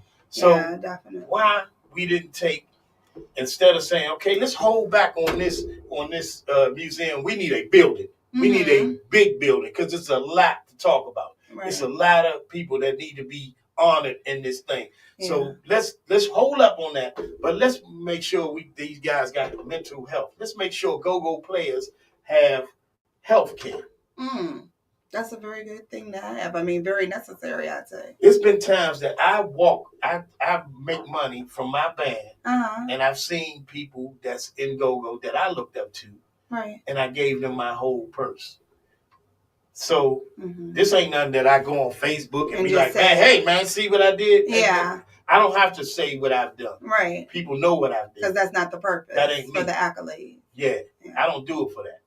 I don't do it like me speaking up on this go-go museum. They ain't ever got to put me in there. And I believe I got a plaque on the wall, whatever they got of me up there, my name or whatever. Oh, so you are in the museum. It's just my name is there. Just your name, though. But I'm not, and people getting this misconstrued. I'm not speaking for me. I'm speaking for guys before me. I'm speaking for guys that I know for a fact that's died for this cause. Right, that were left out of the museum from what we're seeing thus far, that is. You know, and I think it's just unfair. Has anyone reached out to you yet about? Everybody reached out to me. A lot of them reached out to me, but I gotta be real. Because that's how I go. Oh, I'm gonna get back with you, and never heard from them.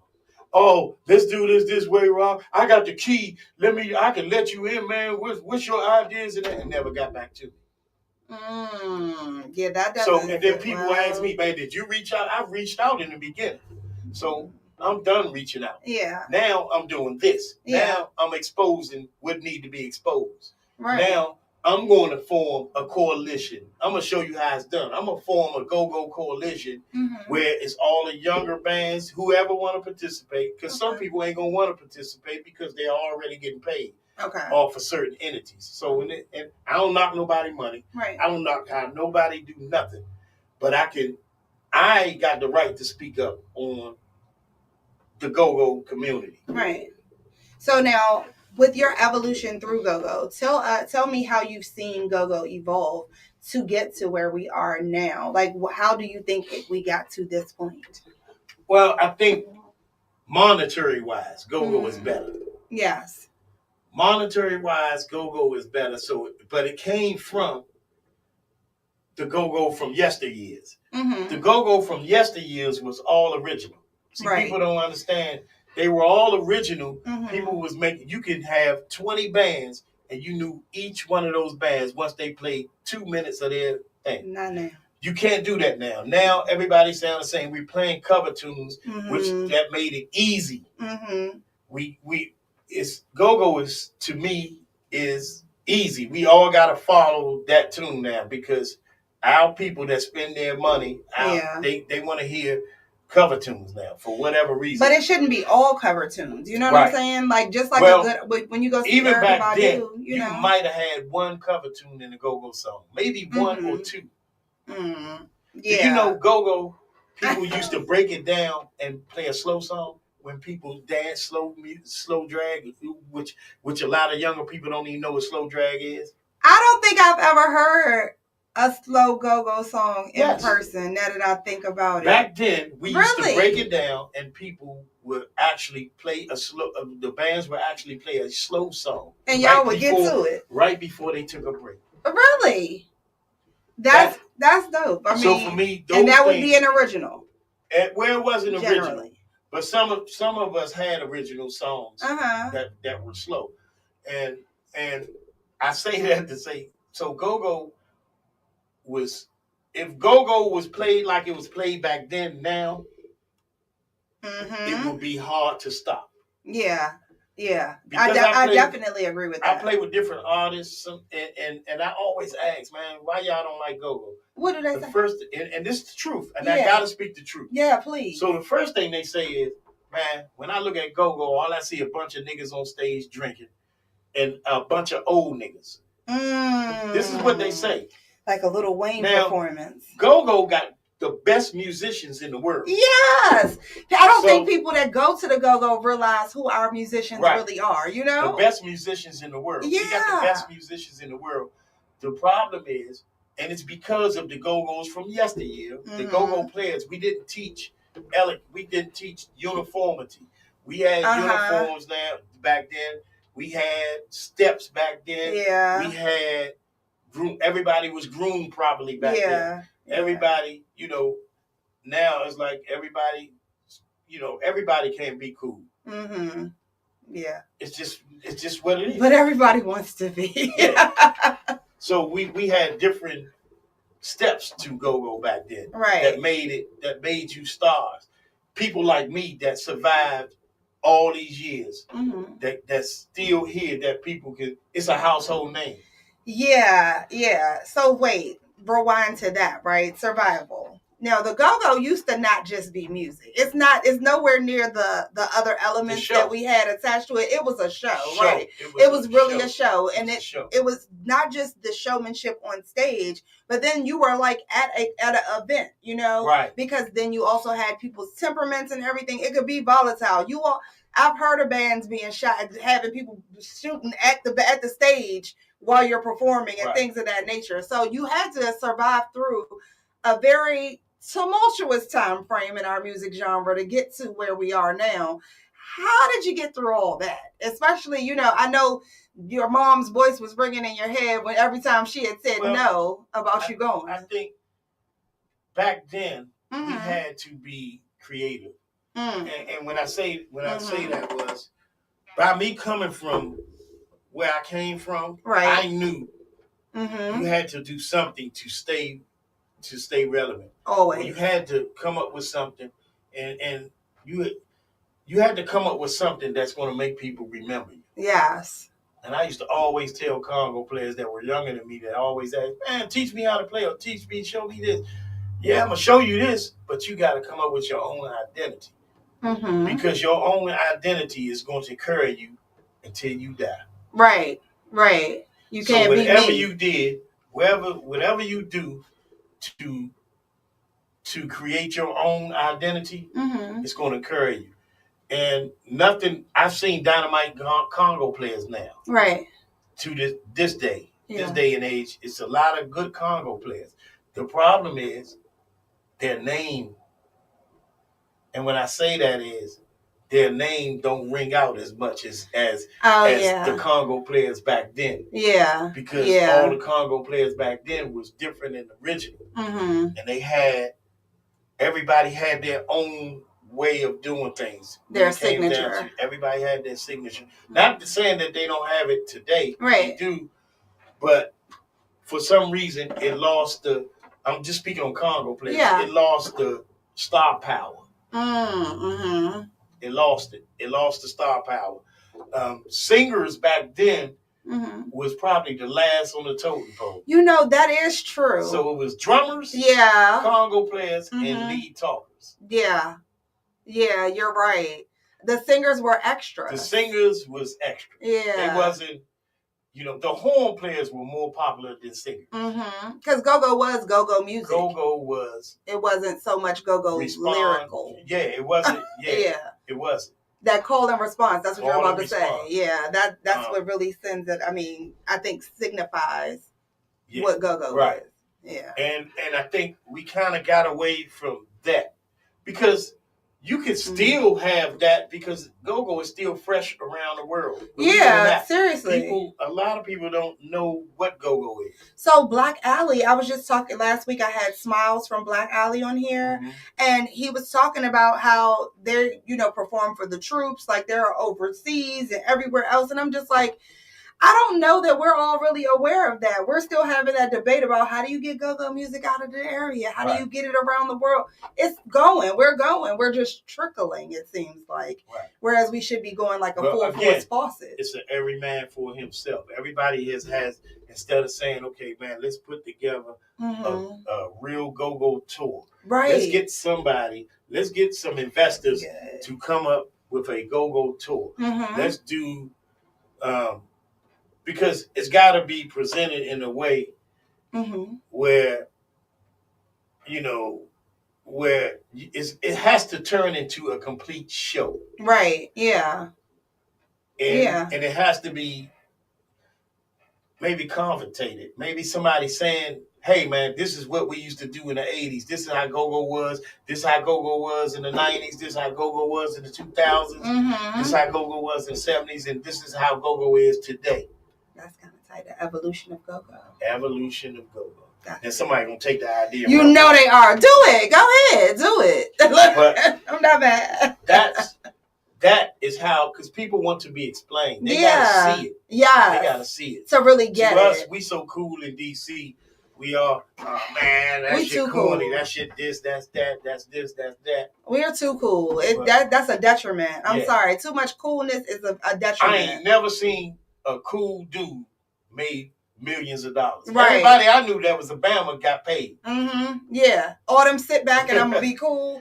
Everybody that had don't their get hair paid, do that. yellow and had their hair orange and jumping around the stage and doing this and doing that. Michael Jackson, the best ever did it. Say that. And Michael Jackson and Prince was weird as they got. Especially Prince, yeah. So for me, I ain't never seen a cool dude make money. Yes, indeed. Now, Leisha said a good point up here. She said, wow, so true. She was talking about the taxes and she's talking about the health insurance. That's what she said. Wow, so true. They make enough to purchase health care. It's really a tax-free business. That's very true. I don't know why that's such a unheard of thing. It seems like it should be a given. Like in any other, employment situation, you want your employees to be healthy and happy, right? Right. So you can get the best out of them. Like I have with the Rocksteady Project, $1 million policy. Oh, and everybody don't have their business straight. Neither. Right. Some people just put a name out. They don't say that. They ain't did nothing. They don't pay no taxes. They did nothing. But they not in good standards. Right. So it's a whole lot of things you have to do. And that's one of the things I was teaching. Like I have my manager, Jay, she is younger. So I try to show her everything about the business because I'm getting older and sooner or later I'm going to be gone so she can take her talent somewhere else and put it towards other people and even with the people in the band, so I try to teach everything all the way down to the penny. This is how it is. Your relationships is better. Everybody ain't gonna like you. Everybody's gonna try. The promoter job is to get you for nothing. Your job is to get your money. Well, I have to tell you, so I'm always encouraging people to shine their lights, right? And I have to tell you, it's such an honor to speak to you because you definitely are out here shining your light. It seems like just like the sun, the sun shines not for us. It shines because it's the sun, right? Seems like you just been shining all your life just because you know what I'm saying? I appreciate that. And by you doing that, you've done a service to so many other people, like the kids that you're pouring into currently. And all the people I'm sure you've done that along the road with, along the way, There's a lot of people in GoGo now that came through my camp. How about that?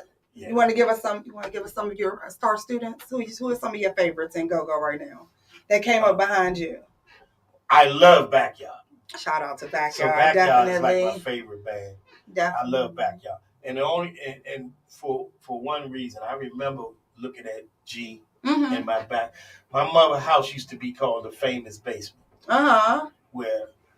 Because where I came from, we used to have stars come through the basement sometimes. Just rehearse and whatever. We had rehearsal. And I remember Big G being in the back. because he lived behind us. We lived on 14th and Irving. He lived in Columbia Road. So I watched them, and I could just see it. I could see it in his eyes that he was going to be who he was. That's one thing I'm proud of on his. And sometimes he might not say it, but sometimes he do say it. But and his growth and evolution has been pretty great too. Just to see that is an honor for me. It's like this kid John Williams. I gotta say his name. He sings with Scooby, and he was just walking past the basement, and we grabbed him in, and he knew nothing about go-go. I think he was about maybe 18. Really? 19. And he's a big force in go-go. My opinion, right now. Yeah. One of the great singers. That's crazy though. He just happened to be walking past, kind of like you just happened to hop on a drum machine and this. Mark Block was. I can't think of it. Was it CCB or one of those bands? Mark Block. He was. I had his father playing guitar with us, and he came in, and I had him playing. We got him into playing drums, and he went on to the young band that was really, really popular.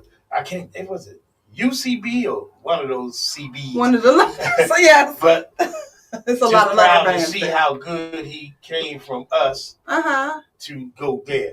That's awesome.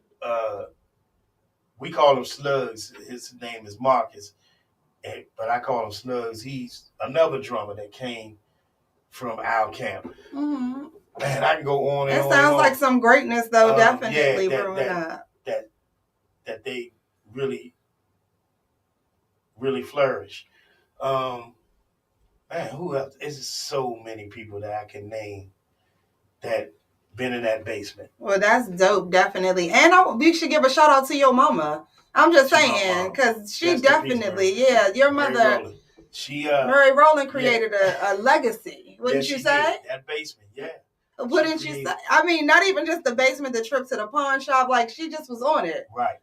She was on it. She was following some steps, and they seemed to be very ordained. No. Yeah. So now, okay, as we're wrapping up, though, I always talk to people about why existing is not enough. We have a choice in life. We can live or we can exist. If you're just existing, you might as well be killing yourself or cutting your light out because you're not shining your light on the people you're supposed to. You're not living that purpose-driven life. So what can you tell our viewers on why existing is not enough for you in your world and why they shouldn't just exist, but it's important to, live? Well, it's important to, let's go with the live part first. Yes. It's important to live because we all want to go to heaven. Amen. I will believe. We all want to go to heaven.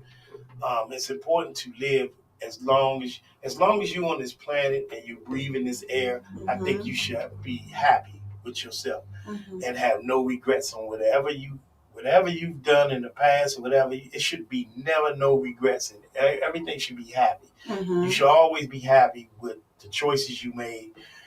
You should always be happy with yourself because you have to love yourself before you can spread your love to anywhere. Yes. I'm constantly saying that. God says love your neighbor as yourself, but too many of us forget about that love yourself part. You have to love yourself. Yeah. You got to just spread a little bit of. If people really sit back and think, everything good happened to you because you've done something good. Yes. That's the truth. Somewhere. Or you lent something. So now more than if you even picked up a lady, you seen an old lady and you helped her with her groceries to get in the car. You don't see it right then and there. Right. But God always look down and say, man, he did something good or she did something good. Right. Let me just give her this. Yeah. How about that? Oh, let me just do that for her. Right. So we all got to be mindful on that. So just to exist or just being out here, we got to stop thinking, man, I need money. I'm going to rob this person. I'm going to do that. I'm going to that. I'm going to kill him this, I'm this, I'm that. And just sit back and think, what would you be if you put more energy into yourself than doing what you think you're going to do negative? I love that. Thank you. That was amazing. As you all know, I tell you to be the best you can be because there's literally nobody out here better suited for the job. I can't be Rocksteady. Rocksteady can't be Mika Nicole. You know what I'm saying?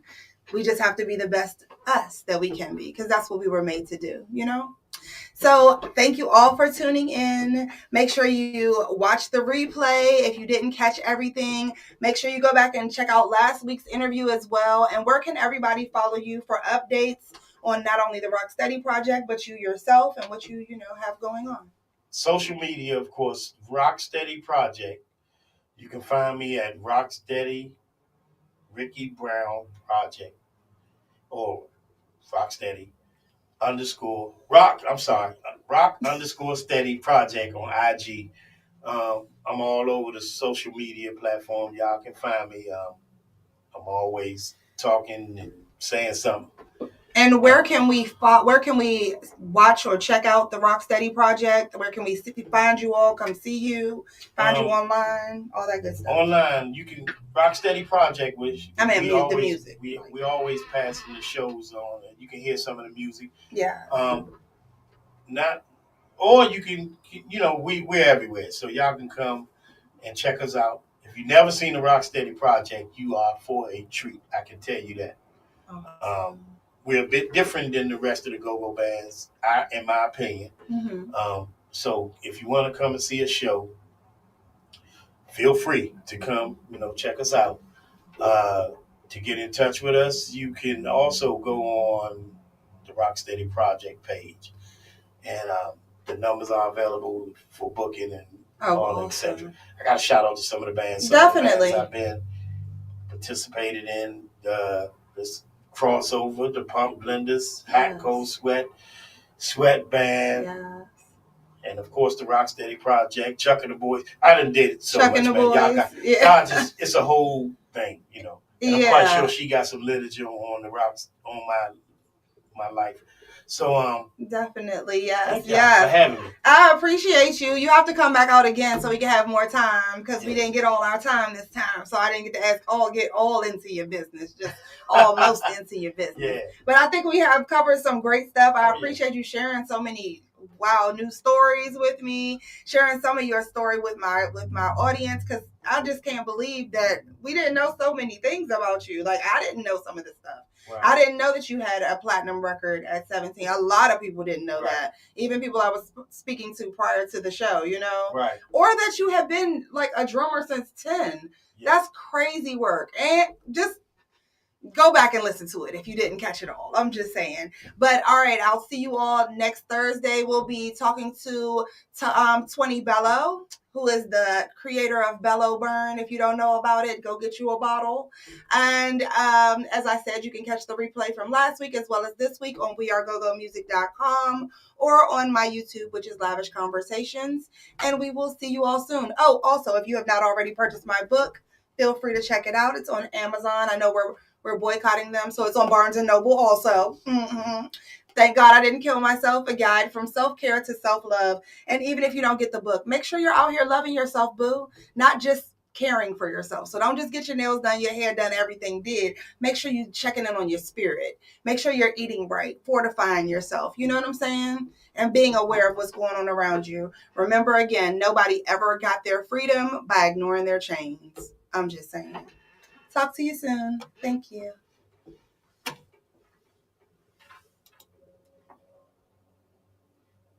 Uh-oh. You didn't play my outro. There we go.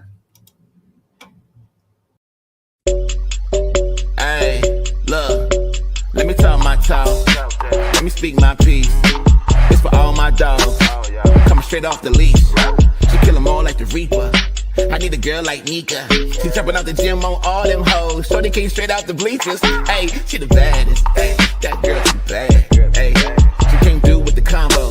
Cause shorty too lavish. Hey, that girl she the baddest. Hey, that girl too bad. Hey, look, she came straight with the combo.